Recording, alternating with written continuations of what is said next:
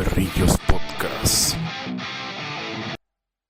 Hola amigos, bienvenidos un viernes más de Perrillos Podcast. Mi nombre es Iván Romero y me acompaña como cada semana. ¿Qué tal? Mi nombre es Víctor Córdoba. Qué gusto poder saludarlos a todos, a todas a través de Spotify, a través de YouTube.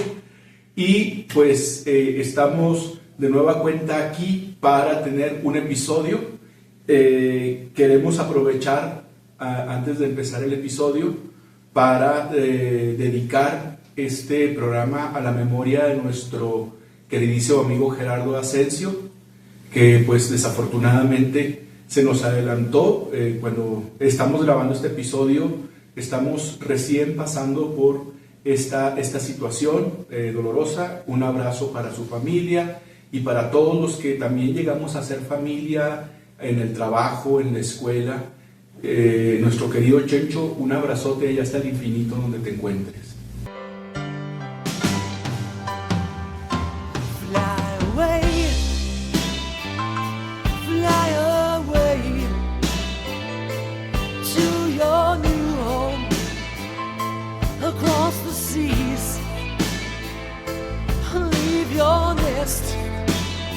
Oh baby, leave the best thing that you've been.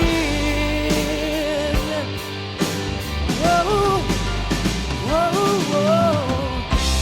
Lion, thunderbird high.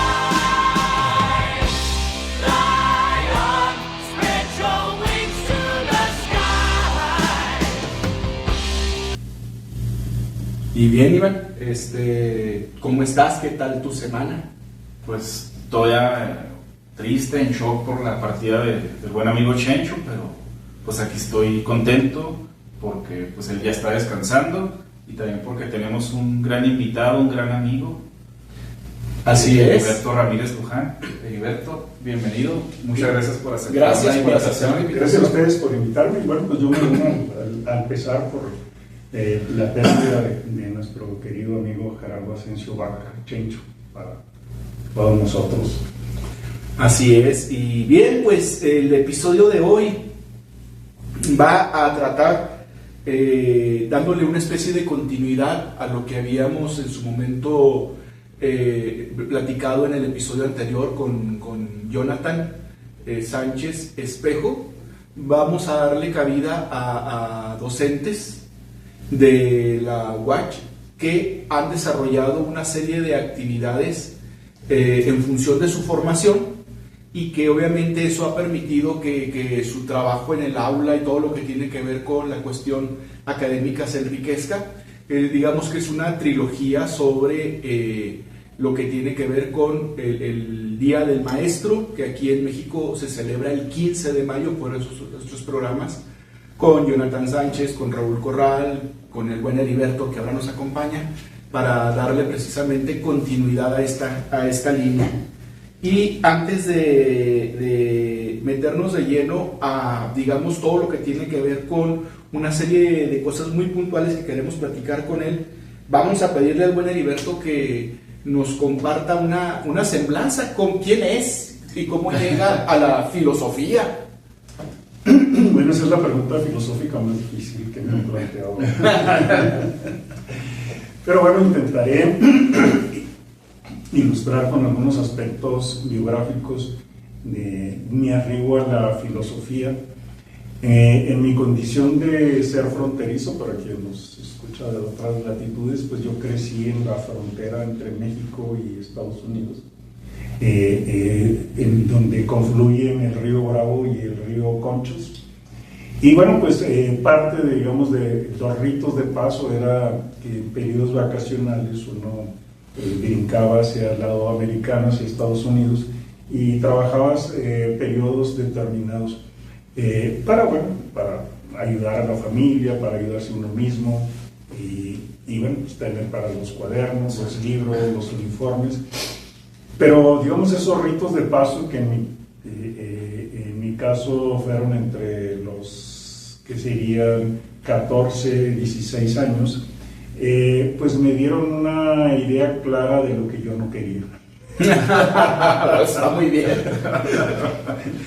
Entonces ahí tomé la decisión de incursionar, digamos, más hacia el lado mexicano, que conocía menos que el lado americano.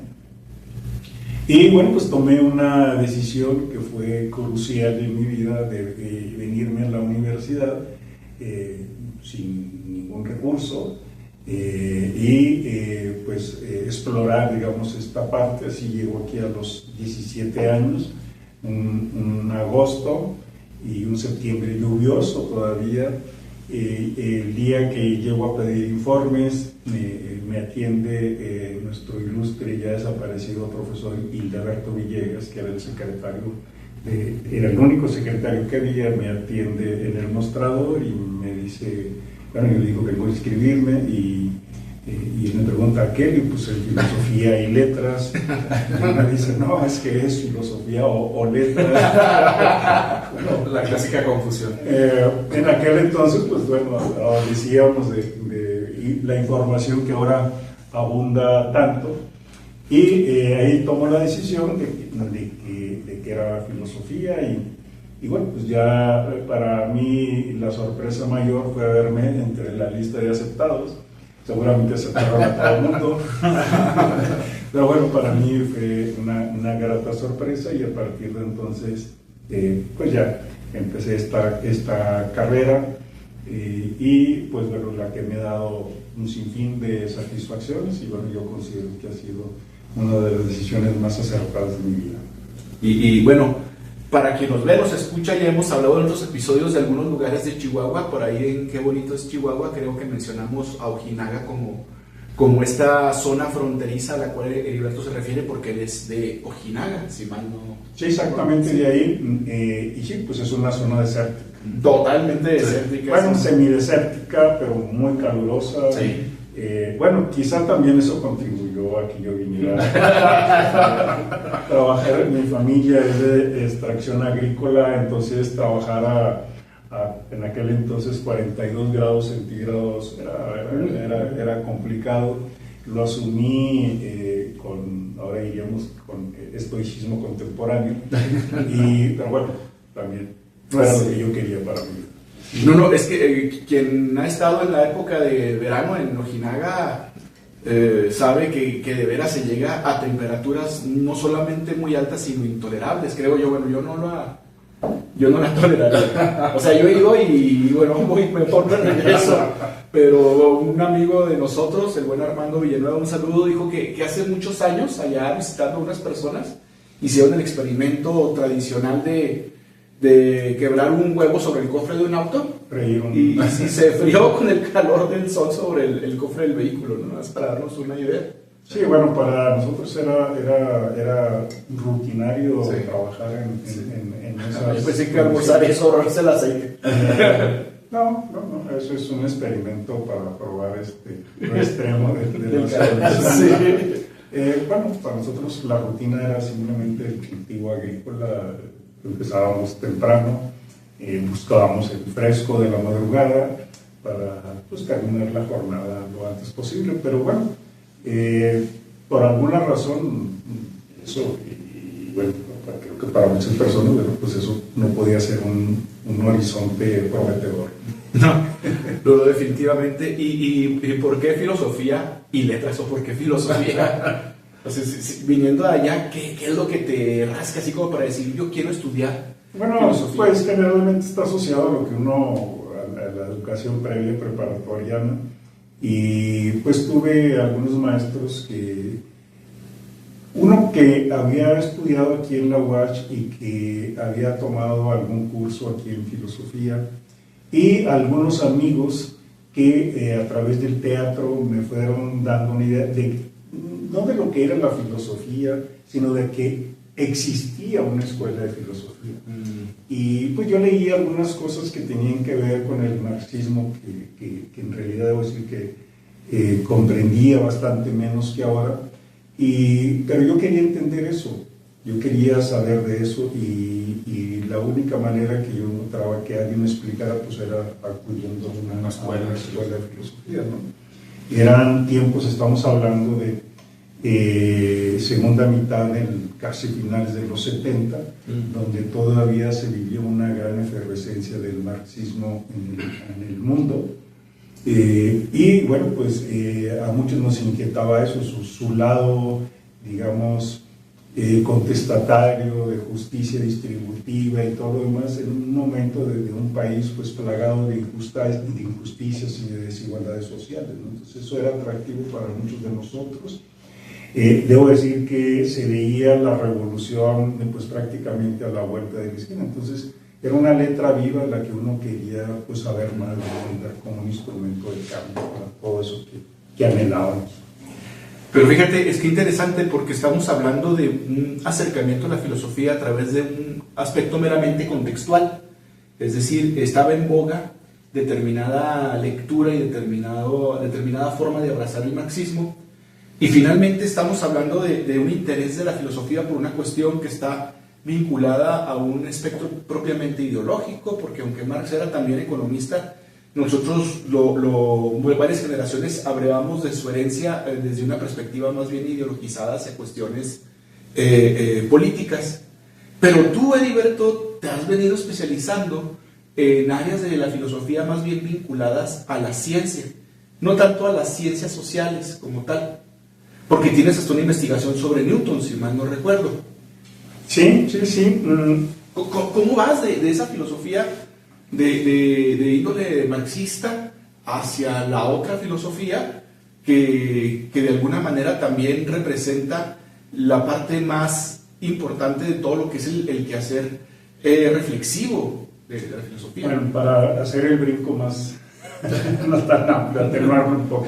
Ok, los escalones. Sí, una figura importante aquí en la facultad que fue Federico Ferrogay, que pues me enseñó, entre otras cosas, que había otras filosofías, que el marxismo era una de las muchas filosofías, y fue el acercamiento sobre todo a la filosofía griega que, digamos, mitigó esa carga ideológica, y fue ese acercamiento a los griegos que me abrió un horizonte impensable para mí. El otro lado pues tiene que ver con Enrique Pallares, que en los primeros cursos pues era filosofía de la ciencia. Entonces vas entendiendo que en la filosofía puede haber, digamos, cierta estructura, de alguna manera lógica, cierta seriedad, que no solamente es un discurso amorfo, el decir las cosas porque sí. Y bueno, pues digamos fue ese encuentro, entre otros, que me fue acercando a pensar en la filosofía como algo que se puede ejercer con una cierta, vamos a decir, seriedad, estructurado, razonable, y pues eso me atrajo por encima de otras vertientes filosóficas. No fue la única que exploré, o sea, durante un tiempo, debo decir que en mi época de estudiante, tuve un acercamiento intenso con la filosofía latinoamericana, con la filosofía de la liberación, pero que en algún momento tomas igual decisiones sobre cuál de los senderos vas a seguir. Y bueno, pues yo hice mi ceremonia de despedida con la filosofía de la liberación, que es la publicación de un artículo en aquel entonces, casi recién egresado, y opté ya por dedicarme a la filosofía de la ciencia. Pero en aquel entonces pues no era la única vertiente ligada a la filosofía de la ciencia, sino estaba la sociología de la ciencia y pues otras áreas afines. Y pues yo puedo decir que ahorita he transitado más hacia la filosofía y la tecnología, que es una especie de deriva disciplinar obligada por las circunstancias que vivimos, pero efectivamente en algún lapso de mi trayectoria, de mi carrera profesional, hice un trabajo sobre Newton en un marco de estudio de la filosofía de la cultura como parte de, digamos, de otro rito de paso con la Universidad de San Miguel de Hidalgo en Morelia. Era una especie de estudio de filosofía de la cultura que que no les agradó mucho porque ellos tenían otra idea de lo que es la filosofía de la cultura. Mantuvimos una especie de discusión con ellos porque parte de mi argumento era, bueno, pues que acaso la ciencia y la tecnología no son cultura, ¿no? Yo he visto que ha sido una fuerza muy poderosa, dinámica, que ha transformado la faz de la Tierra, o sea, tanto la ciencia como la tecnología, y que creo que los esfuerzos de la filosofía pues tienen que orientarse, no solamente de la filosofía, de muchas otras disciplinas, al estudio de lo que es este fenómeno, que es una explosión muy poderosa, muy potente en la historia de la cultura y de la civilización humana. Todo lo que nos rodea en este momento, incluso la forma de que nos escuchen, pues está ligada a procesos científicos y tecnológicos, pero que los vemos de manera habitual, de manera cotidiana, y bueno, pues ya no nos formulamos una serie de preguntas, que puede haber preguntas muy inquietantes en torno a esto, ¿no? Entonces, pues es que eso es lo que me ha ido interesando y es sobre lo que trabajo. Tengo una asignatura de filosofía de la técnica. Entonces, pues bueno, yo soy de la idea de que compartida o quizá derivada de las inquietudes orteguianas. Ortega es un filósofo pionero y creo que el más importante en castellano, pues que trazó una línea digamos, medular, y él vaticinaba que en filosofía la pregunta más importante iba a girar sobre la técnica, ¿no? Entonces ahora cuando vemos todas las interrogantes, todo lo que se dice, todo lo que se habla sobre inteligencia artificial, es un síntoma de esto. Sí. Debería de plantearse en muchas otras áreas, porque bueno, ignoro por qué esta atención tan marcada hacia la inteligencia artificial, pero está la parte de la biología, está la parte de la nanotecnología, con impactos tan relevantes y trascendentes como la inteligencia artificial. Pero bueno, parte de nuestro trabajo sería desde la filosofía, pues es ir remarcando estas líneas de reflexión sobre este fenómeno social y cultural que son la ciencia y la tecnología. Sí, perdón, Iván, ¿ibas a comentar algo? Que se me viene a la mente ahorita que te escucho, que está muy centrado, mucha plática sobre las inteligencias artificiales. Desde mi perspectiva, yo creo que se tiene mucha curiosidad, mucha incertidumbre, porque está la creencia de que las inteligencias artificiales van a desplazar al humano en muchas áreas, ¿no? Sobre todo en las intelectuales, creativas, artísticas, de cierto nivel. Hasta se habla de un posthumanismo. Sí. No sé tú cómo lo ves. Bueno, detrás de todo esto, y desde las discusiones iniciales, estamos hablando de hace casi 100 años, y inicia Ortega, digamos, estas reflexiones junto con Heidegger. Hay una especie de supuesto de la autonomía que puede llegar a adquirir la tecnología, o sea, es decir, un ente que escapa a nuestro control y a nuestra regulación, ¿no? Entonces, eso se encarna muy bien con la inteligencia artificial como una inteligencia que puede apoderarse del mundo, no solamente de las sí, y bueno, pues hay que decir que estamos lejos de eso. Las tecnologías en todos los sentidos, en el proceso que hemos hablado, pues han desplazado al trabajo humano desde hace de mucho tiempo.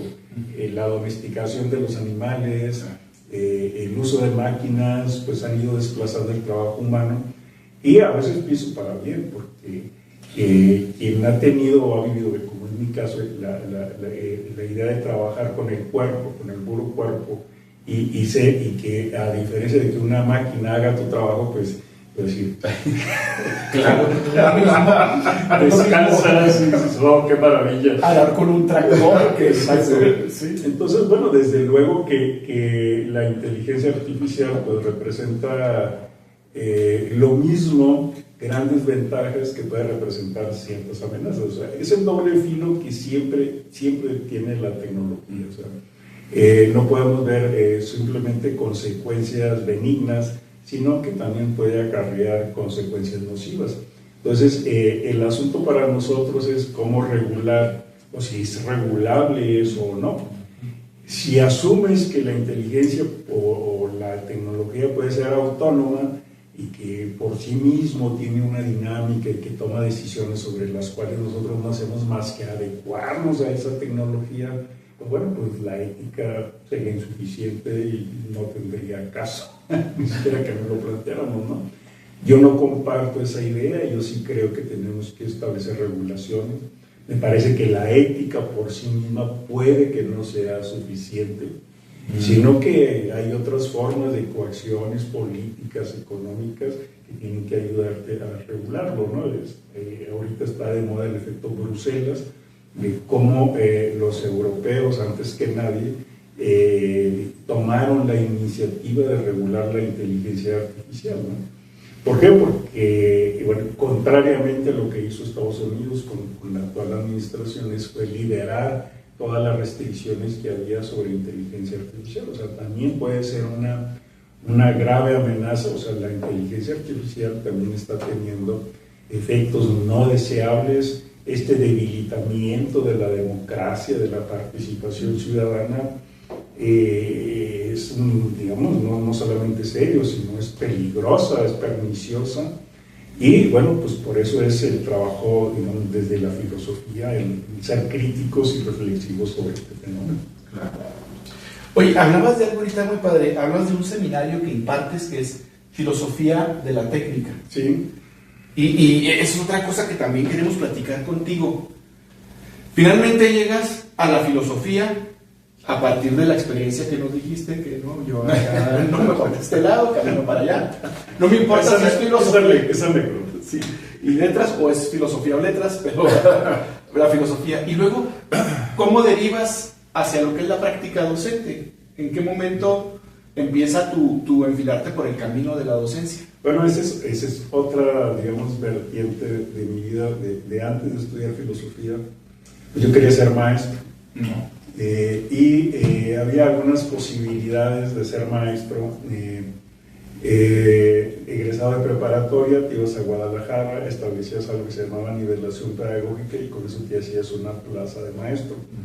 Digamos que intenté esa opción, pero no necesito abundar como para decir pues todos los vericuetos burocráticos, legales e ilegales, éticos y no éticos que había para ingresar ahí, y yo dije, no, pues esta vertiente no va conmigo tampoco, no es esto, ¿no? Y pues fue adquiriendo cierta familiaridad con la ciudad que me fue dando confianza como para decir, bueno, si yo sobreviví en un país sin papeles, con un idioma ajeno, pues porque no podría hacerlo en un espacio que me resulta menos agresivo, menos hostil. Entonces eso contribuyó a que, digamos, yo decidiera venirme a esta ciudad. Entonces latía ya esa parte. Hice mis primeros 4 semestres de la licenciatura y bueno, pues debo decir que como estudiante foráneo, pues las condiciones socioeconómicas eran bastante difíciles. Y pues ya en el 5º semestre empecé a ir a dar clases en una preparatoria, que además era lo que hacíamos la gran mayoría, o sea, era como tener ingresos para tu renta, para sobrevivir, para tus gastos. Y pues empecé, digamos, casi di clases en todas las escuelas preparatorias de esta ciudad. Era la forma en que terminé ganándome la vida durante muchos años. Y bueno, pues fue una experiencia muy agradable. Puedo decirte que tuve cientos, quizá miles de estudiantes que eran muy numerosos, los grupos, y bueno, digamos, ese fue mi acercamiento a la docencia. Y bueno, también con múltiples satisfacciones, así como uno habla de sentirse honrado por haber tenido ciertos maestros. Bueno, pues yo también me siento honrado por haber tenido los estudiantes que me ha tocado tener, entre ellos Gerardo Asensio, por ejemplo. Pues sí, fíjate. No, y es que aprovechaba la pregunta porque vinculando, así como ahorita Iván preguntaba a propósito de las inteligencias artificiales, asumo que en gran medida por unos episodios que tuvimos anteriormente con un par de invitados especializados en esa área. Hace unos episodios nos acompañó el buen Humberto Luna, Sí. con el que platicamos sobre filosofía de deporte y cine deportes, y nos platicaba que su inclinación ya definitiva hacia la filosofía del deporte tenía que ver con una asignatura que tú le impartiste sobre creación de Proyectos socioculturales. sí. Sí, la tuve un buen tiempo, pero deriva de otra experiencia no docente. por angas y mangas termino trabajando en el Instituto de Cultura, recién creado aquí en principios de los 90 aquí en Chihuahua. Sí. Y dejé la docencia. Debo decir que en realidad estaba cansado, me había saturado porque trabajaba en la mañana, en la tarde y en la noche. Pues porque eran clases mal pagadas, sin prestaciones y explotación académica y misericordia. Y bueno, pues te cansa eso, ¿no? Entonces se abrió la posibilidad con nuestro amigo común, Humberto Chávez, de trabajar en el Instituto de Cultura. Y pues llegué allí y estuve 4 años y lo que vi fue un escenario fértil para el terreno digamos, de la filosofía, de las humanidades, ¿no? Y pues trabajé bien, conocí parte del Estado, me tocó impulsar algunos programas importantes como las ferias del libro, los talleres de teatro, de música en varios municipios, en fin, hicimos varias cosas durante ese periodo. Y pues yo veía el programa de filosofía que no había un espacio que te preparara, porque parte de la deficiencia que yo encontraba en la comunidad cultural en aquel entonces, pues era la dificultad para plantear proyectos.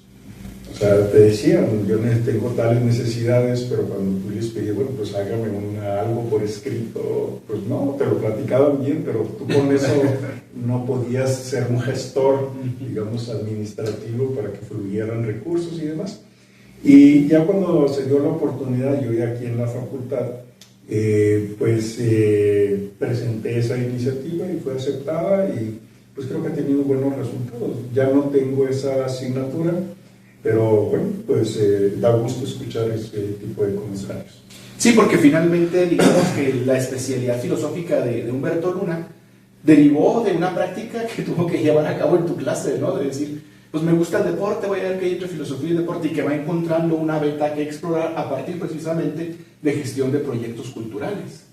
Sí, pues es que es el puente que nos ha faltado fortalecer en filosofía, o sea, cómo transitar, digamos, de la especulación filosófica a la práctica filosófica. Cable a tierra. Sí. Y bueno, pues las posibilidades son, pues, vamos a decir, prácticamente infinitas, ¿no? O sea, todo depende por dónde quieras tú caminar, ¿no? Humberto, pues yo veía que él participaba en todas las actividades deportivas, jugaba todos los deportes, organizaba los equipos. Entonces, pues en algún momento yo le sugerí, pues ahí está, ¿para qué le busca más, no? Y qué bueno, pues qué bien que eso ha fructificado de alguna manera, ¿no? Pero mira, hablando de fructificar, hablabas de que en el Instituto de Cultura del Gobierno del Estado, entre otras actividades, estuviste vinculado con las ferias del libro. Sí.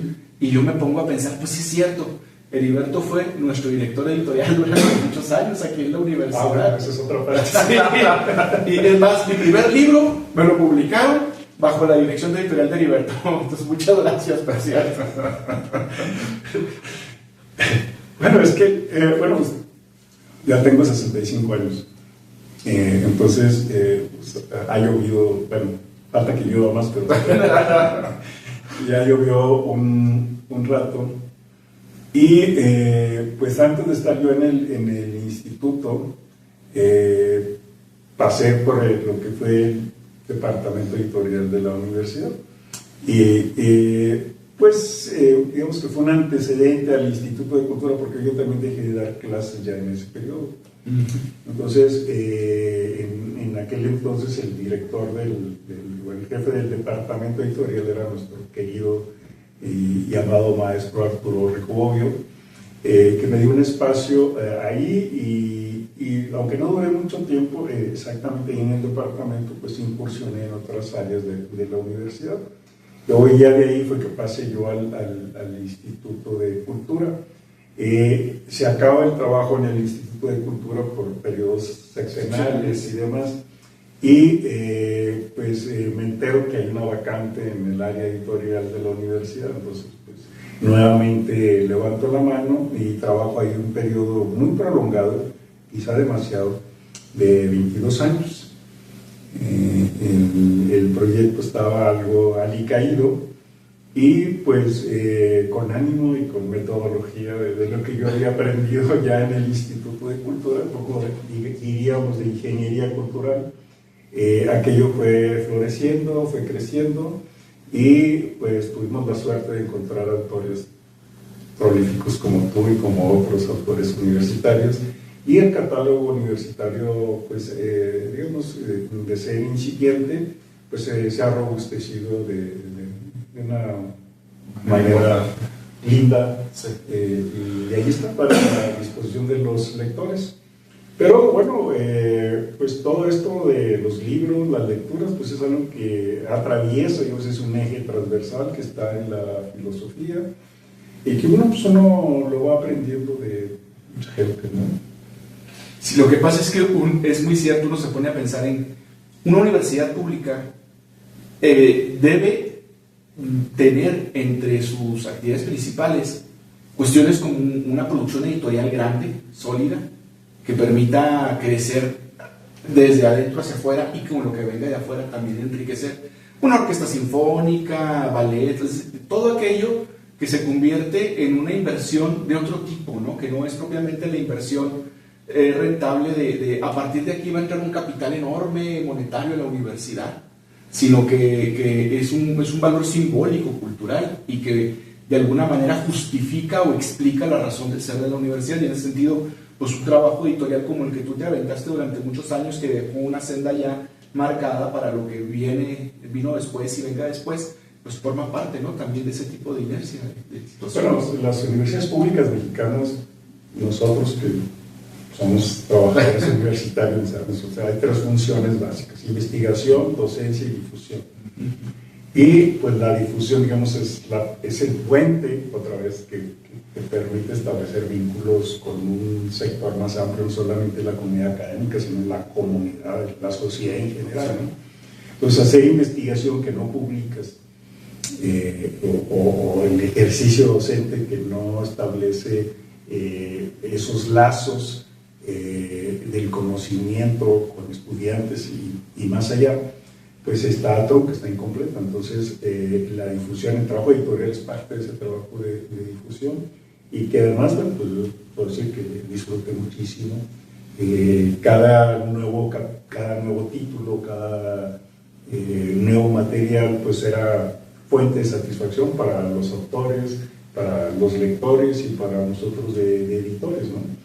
Yo creo que es algo que toda universidad debe hacer. Unas lo hacen con, digamos, más recursos, con mayores posibilidades, pero en el caso de la universidad, pues hubo desde los 60 los primeros libros que se publicaron, de Ferrogay, el de Hablemos Italiano, Introducción Histórica en la Filosofía, el Diccionario Histórico de Francisco R. Almada. Eran pasos que estaban ahí y que, bueno, la cuestión era darle continuidad, trabajar en muchas direcciones de fomento, invitar a la gente, crear una comunidad de autoras, autores, y bueno, pues eso se fue haciendo, y bueno, pues el programa está vivo todavía, y que bueno, eso también significa que las semillas que se fueron dejando desde muy atrás, bueno, pues han seguido fructificando. Hablando así como, estoy muy orgulloso de mis alumnos, estoy muy orgulloso de mis resultados, ¿no? También. No, digo, pues está bien. Es válido, muy. Sí.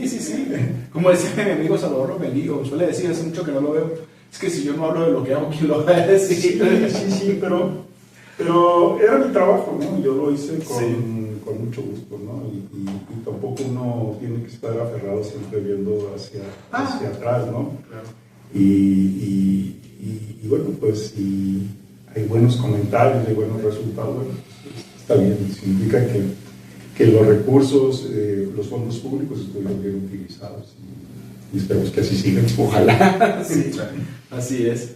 Oye, voy a regresar un poquito al tema de filosofía de la ciencia. Perdón, Iván, no sé si te ibas a... No. Porque tú que hiciste una investigación sobre Newton, la línea de la filosofía de la técnica y la filosofía de la ciencia son los campos donde te has movido, digamos, con mayor soltura, etc.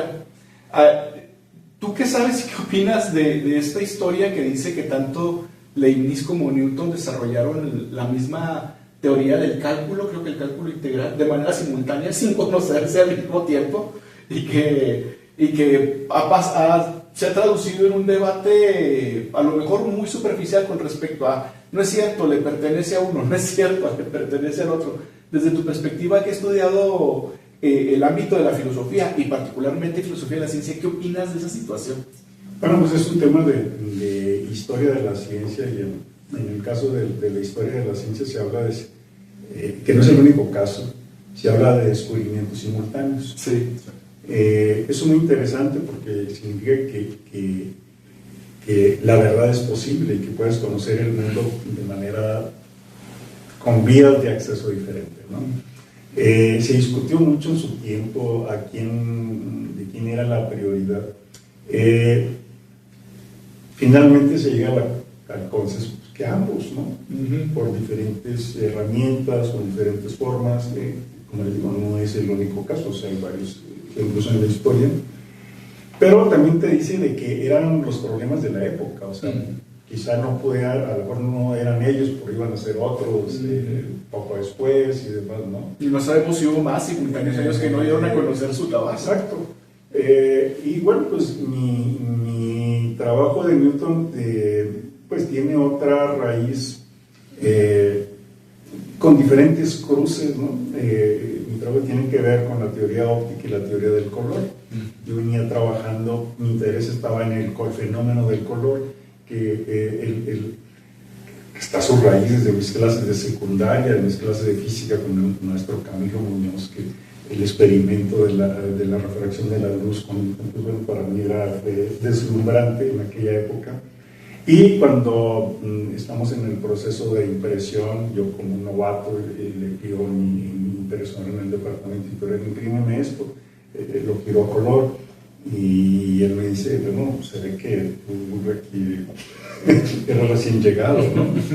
Y ya me explica lo que era en aquel entonces, cómo se imprimía el color con la separación de color, los colores básicos, imprimías uno, imprimías otro, y entonces la fusión de ellos te daba el resultado de tener una impresión de color. Y pues yo me preguntaba si había una lógica del color, etcétera, ¿no? Y en ese inter pues llegan diferentes lecturas en el ámbito de la filosofía relacionadas con el color, entre ellos Wittgenstein, Goethe, que hacen filosofía del color, pero ya en el proceso de la investigación pues la presión metodológica te dice, no, pues tienes que delimitar y todo lo demás, entonces escogí una sola teoría, que era la teoría del color de Newton, pero como no soy científico, como tampoco soy historiador de la ciencia, entonces yo quise darle un marco que fuera pues lo más filosófico posible, y pues había otro autor, filósofo que me ha simpatizado siempre, Paul Feyerabend. Él hablaba del pluralismo teórico, el pluralismo metodológico. Entonces dije, bueno, vamos a ver si en el caso de Newton, él en el desarrollo de esta teoría del color siguió estos diferentes caminos, así como hablábamos de Newton y de Leibniz, diferentes caminos para llegar a construir esa teoría, ¿no? ¿Cuáles fueron sus herramientas metodológicas, epistémicas? Y sobre eso me centré. No soy, digamos, un fervoroso o newtoniano en el sentido estricto de la palabra, sino pues un trabajo académico que yo quería hacer, y pues terminó en eso. por cuestión de limitación. Oye, no, pero está padre esa pregunta. ¿Hay una lógica del color? ¿Qué manera planteada? Está interesante, ¿eh? Claro, pues tiene varios abordajes, por ejemplo en el lenguaje, ¿no? Podríamos hablar de una gramática del color, y es un tema, pues, infinito, porque, bueno, gramática del color, porque tiene que ver con la nomenclatura de los nombres, tiene que ver con los usos, con el simbolismo del color. Entonces, pues tiene muchas áreas de investigación. Digamos, ese tema está en receso, pero no olvidado del todo, que bueno, pues me gustaría continuarlo en algún momento y seguir indagando sobre Entonces, este asunto. cuando estés sobre ese tema vas a volver y nos vas a platicar, porque está muy interesante. Vamos a hacer un programa sobre colores, Los colores. con pintores y con teóricos del color. Sí, no, hay este asunto, por ejemplo, de la sinestesia, ¿no? De gente que puede oír los colores. Sí. Tiene que ver con este asunto, no recuerdo el nombre de este chico español que le colocaron una prótesis para poder percibir los colores, cómo los siente, o sea, una prótesis conectada al cerebro. O sea, estos, ahora sí, vínculos entre filosofía y tecnología. Y bueno, cómo se fue ahora él radica en Inglaterra, pero esta idea de cómo pueden ser oídos o vistos los colores, en este caso con un sensor ajeno a tu cuerpo, y ahí está, ¿no? Entonces, Todavía más interesante el debate. Iván, no sé si quieras tú agregar algo. Pues está muy interesante, pero pues también para no hacer el episodio tan largo, no sé si te gustaría compartir de toda tu trayectoria profesional, laboral, ¿cuál de las ramas que has ejercido te ha dado más satisfacción? ¿Y cuál crees que es el reto más difícil en esa área que más satisfacción te dio o te ha dado? pues pienso que siempre, como luego sueles decir, es lo que hago en este momento, ¿no? Además ya quedó. Ya lo pasado. Lo pasado, pues ahorita la filosofía y la tecnología es, digamos, la última hija, por decirlo, la hija más reciente, la hija menor de la filosofía del tronco general. Y pues como ramas hubiese tenido otras subdivisiones, ¿no? Puedes hablar de filosofía del laboratorio, filosofía del artefacto, ontología de la técnica, epistemología de la técnica. Y pues yo me siento, digamos, cómodo, a gusto, porque considero que es una de las partes, digamos, de la vanguardia, de la frontera en la filosofía. Y pues se siente bien, ¿no? O sea, que vas avanzando, que sientes que puedes aportar pequeñas cosas, ¿no? Que estás en el terreno de la innovación. Lo cumplas o no, tienes esa sensación de que algo puedes aportar. ¿Por qué? Porque hacia atrás, pues hacer filosofía de la filosofía, pues hay autores ya muy trabajados, sobretrabajados, y bueno, pues a mí no me atrae, ¿no? Esa especialización, sino me gusta plantearme desafíos, interrogantes, problemas, y sobre eso pues echas mano de los autores, autoras sobre las que haya que trabajar, ¿no? Pero digamos, esa es mi forma de abordaje, de trabajar en la filosofía, y bueno, yo espero continuar así. Ese es digamos, el desafío, y pues integrarnos, romper el aislamiento. Creo que ese no es tanto un desafío personal, sino institucional.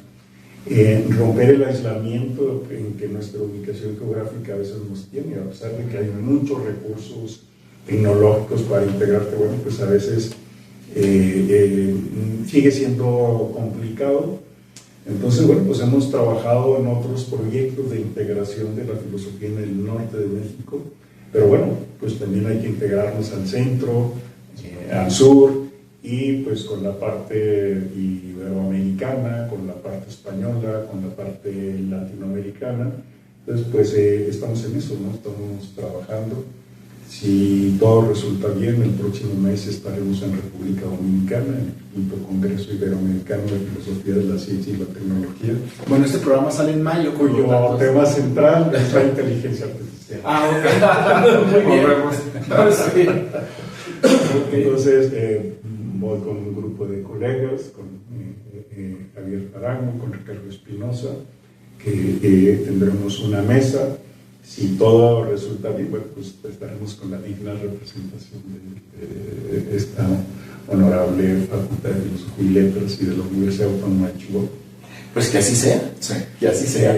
Pues ojalá, esperemos que no haya ningún inconveniente, pero bueno, espero haber respondido Sí. a sus preguntas. Muy bien. Bueno, pues creo que no nos queda más que agradecerte nuevamente El agradecido soy yo. por aceptar la invitación. Te tenemos un pequeño presente antes de despedir el episodio. Spotify, tienen que ir a YouTube para ver que son los presentes. Imagen corporativa. Para que ahora que ya hace calor, tu bebida refrescante favorita, Bueno, ya sea pues, agua, limonada, algo bien. más espiritual. Un té. Muchas gracias por la invitación y siempre es un gusto conversar con ustedes. No, igualmente, gracias. Honrados que nos acompañaras y qué bueno, porque mira, de alguna manera hablábamos hace poco de que ya uno de tus estudiantes estuvo aquí hablando de ti y ahora sí como que se va corriendo la escalerita del invitado que sigue. Bueno, pues además yo los felicito por su iniciativa de difusión y yo confío en que tendremos un poquito más de interés, pero o sea, yo y mi familia seguramente que estarán viendo el programa y pues animarlos a que continúen con este trabajo. Muchas gracias. Bueno, con esta afición. Con esta afición. Oigan, para que sea trabajo, denle al Supergracias y donen, por favor. Y suscríbanse, denle Suscríbanse, like, denle compartan. like. Bitcoins, euros, pesos. Aceptamos de todo. Ustedes échenle antes de que haya aranceles por esto. De la especie. Sí. Muy bien, pues muchas gracias. Y bueno, pues esto fue todo por este episodio de Perrillos Podcast. Mi nombre es Iván Romero. Mi nombre es Víctor Córdoba. Acuérdense que nos encuentran en Facebook y en Instagram como Perrillos Podcast. También me encuentran como ivanromero.c. a mí como Víctor Manuel Córdoba Pereira. Y si tienes alguna red donde te podamos contactar o si quieras compartir, Facebook, Instagram, estamos. como Uniberto Ramírez. Sí. Perfecto. Muy bien, pues ya lo saben. Gracias, muchas gracias. Nos estamos viendo la próxima semana, escuchando la próxima semana en un viernes más de Perrillos Podcast.